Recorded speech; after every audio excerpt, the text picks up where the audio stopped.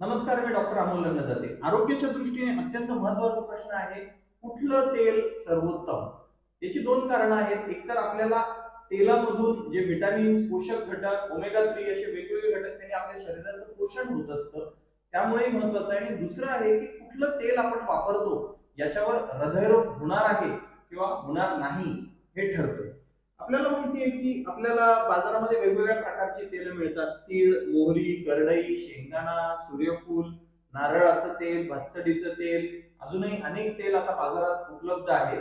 तर पहिलं आपण समजून घेतलं पाहिजे की याच्यातलं कुठलंही एक तेल हे आदर्श किंवा चांगलं नाहीये.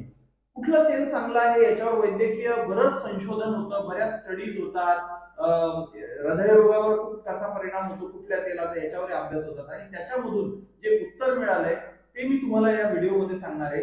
त्यातलं पहिलं उत्तर असं आहे की तुम्हाला एक तेल वापरून जमत नाही, तुम्हाला तेलाचं कॉम्बिनेशन करावं लागतं. दोन तेल आपल्याला वापरावे लागतात. तर हे दोन तेल कुठले आहेत आणि ते कुठल्या प्रमाणात आपण वापरले पाहिजे, तर त्याचं उत्तर आहे भातसडीचं तेल, ज्याला आम्ही म्हणतो rice bran oil, RBO, rice bran oil. आणि कॉम्बिनेशन मध्ये आपल्याला वापरावं लागतं करडीचं तेल, ज्याला आपण म्हणतो सॅफ्लॉवर ऑइल.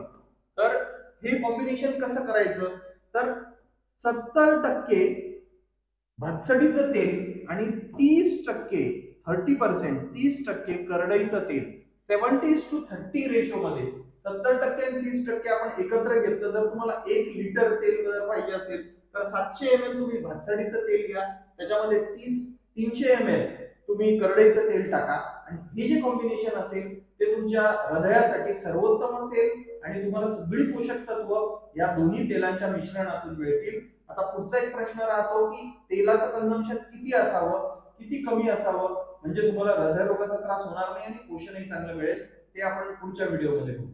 धन्यवाद.